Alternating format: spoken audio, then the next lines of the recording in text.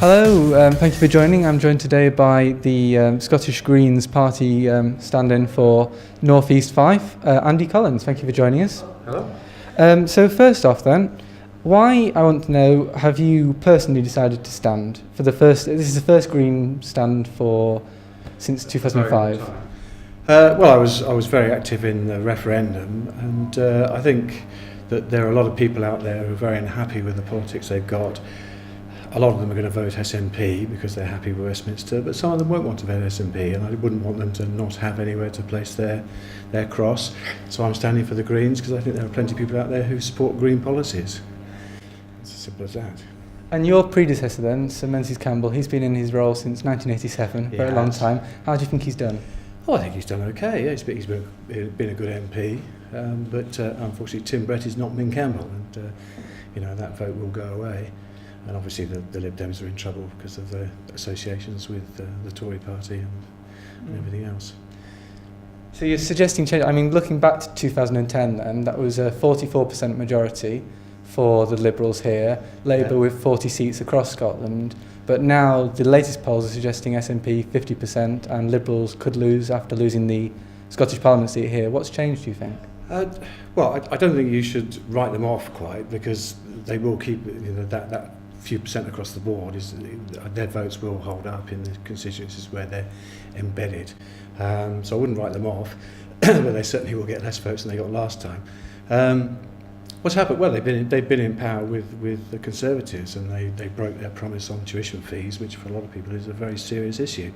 The Greens certainly and the SNP believe in free education, and it was a real turnaround for Nick Clegg and the Scots don't forgive people for doing that sort of thing, for making promises and then breaking them. To be fair, if I had to choose between the Tories, the Labour, UKIP or Liberal Democrats, I'd go for Liberal Democrats any day. But I don't have to, and the people in North East Fife don't have to. They've got two other choices they can vote for. They can vote for SNP or they can vote Green, both of whom want a decent country.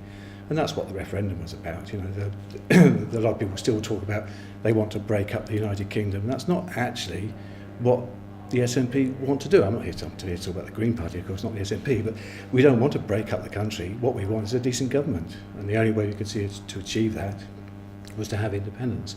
So it wasn't a desire to break up the UK, because the Greens obviously support that as well, independence. So talking about referendum then, because you of course were the spokesperson for North East Fife, yes. I was. Is it over? Because in the Green Manifesto it says you respect the decision, but you still want it. Is that something that's over now? That's politics. You don't suddenly give up on something just because you don't win the vote. Yes, as I've explained, we want independence for Scotland simply because we want a decent government, a government that's not the government that we get in Westminster. And part of you asked me about the Liberal Democrats. Part of their problem is that they say that they're between the Tories and the Labour Party, but there is no gap between Tories and Labour. They're exactly the same. It's almost impossible to tell their policies apart. So to position yourself between two parties that have got the same policies seems a bit of an odd place to put yourself. Whereas obviously the SNP care more about people, and the Greens care more about people, and we care about the planet and the environment. We want a decent government, and we will not get a decent government in Westminster, partly because of the silly voting system down there, first past the post. Because in the manifesto, I think it's quite a bold statement. Straight from the off, you don't expect to be the main party, you don't expect to win necessarily. Why then should people vote for a party that won't really come out of this on top? Well, that's the problem. That's the problem we've had in the UK for decades, that people have been either voted Tory or they voted Labour because they see anything else as a wasted vote. And that's why we've got ourselves into the terrible mess we're in. And because the real facts are that the people who vote Tory are not actually voting Tory, they're voting because they don't like the Labour Party. And people who vote Labour aren't voting Labour, they're voting Labour because they don't like the Tory Party. So actually, the groundswell support for these two parties is probably about 10% each. And the rest of the people don't like either of them, so they don't bother to vote at all because they're just going to. But this is an interesting election, especially in Scotland, because we do have alternatives. They're real alternatives, and no one actually knows who's going to win this seat today. No one knows, because that 40% Lib Dem vote will get cut in half at least. And where are those 20% of the votes going? We don't know. They won't go Tory. I'm hoping they're going to go Green.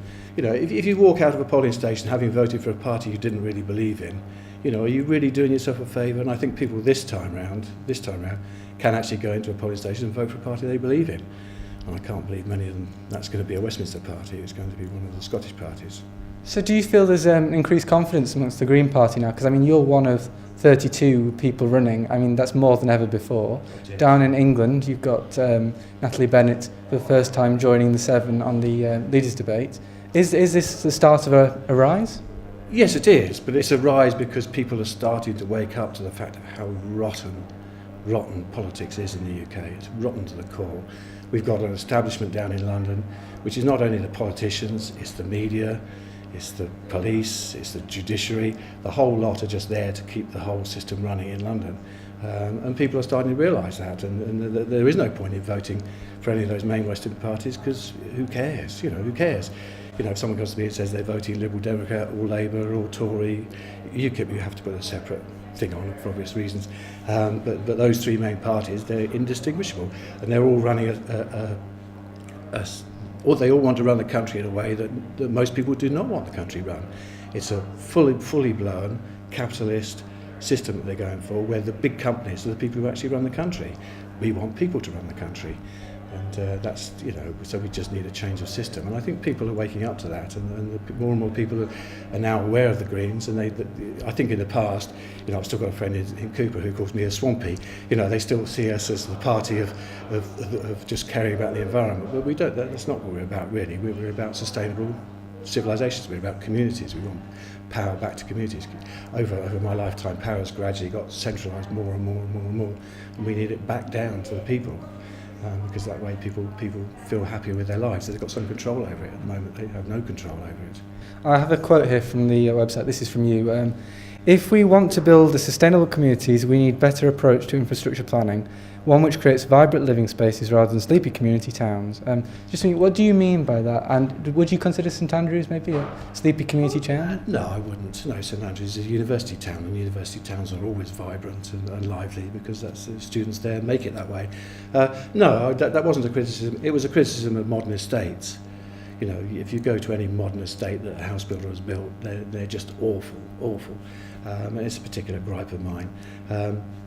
Because it breaks down communities, because what happens is they build an estate, they put the drive and the car next to the house at the front door, people walk out the front door, they get in the car, they drive off, and half of them don't even know who lives next door.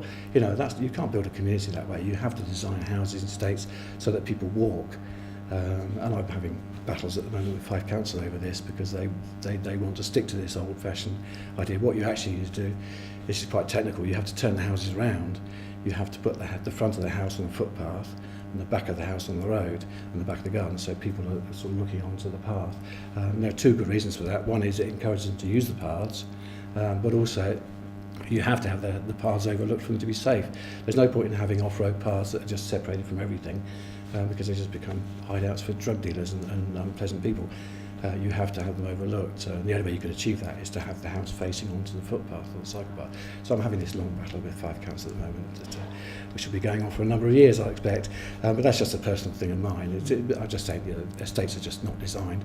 They're car-centric. They're designed for people to use cars. They're not designed for people to walk or cycle. And the problem with that is, A, we all get unhealthy, but B, we don't talk to each other. You can't talk to each other if you're driving past each other in a car. It just doesn't work that way. Whether you're on foot or on a cycle or whatever, then you do. So I'm getting the impression then the environment, even though it might not be one party, one idea, it's still something that you would consider sort of central to the party and the party's appeal. Absolutely, because we want to build sustainable communities, and that means doing things locally. We're the opposite of globalisation, if you like. We're fully opposed to things like TTIP and CETA, these big international trade agreements. We just want to encourage stuff to go, because all that does is encourage bigger companies to get even bigger, and smaller people and communities just get left out. And huge companies are not good for anybody.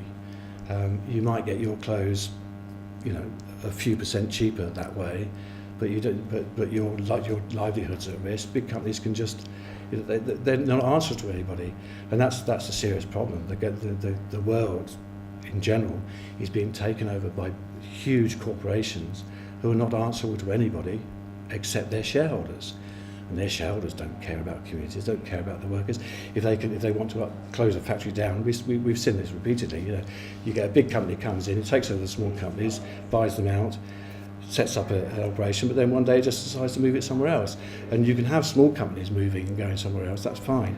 But if you shut down a huge operation employing thousands of people, that community is dead, and it takes years. Some of these communities in Fife have not recovered from the mines closing down.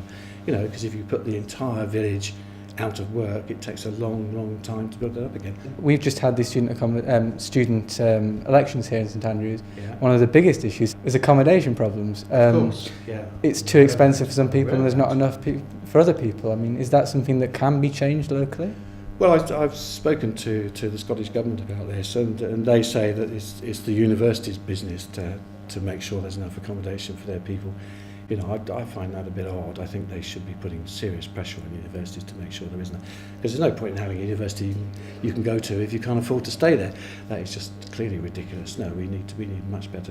They should be made to keep enough supply of cheap accommodation for people to use. But housing is a problem. It's a supply and demand thing. It's as simple as that.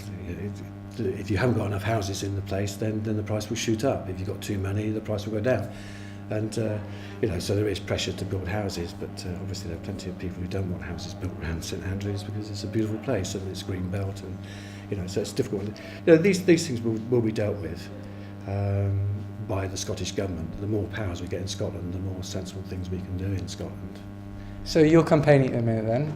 Firstly, how are you approaching your campaign? And secondly, if people have been inspired by this, how can they maybe jump on board and get involved? Well, obviously they can join the Green Party. We'd love to have more people on the streets going out and canvassing and stuff, because we're still a small party.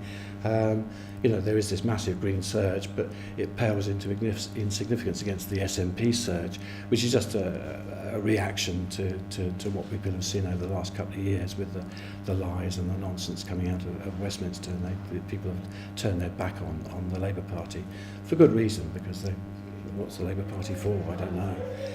It just seems to be an incompetent version of the Tory party to me. And the Liberal Democrats, who knows what they stand for? I don't. And I'm interested and involved in politics, but I don't know what these parties stand for anymore, other than keeping themselves in business.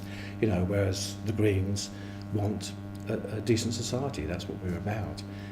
So people can join. They can contact the scottishgreens.org.uk, and we'd love to have them on board. Thank you very much for joining us, Andy Collins. Thank you.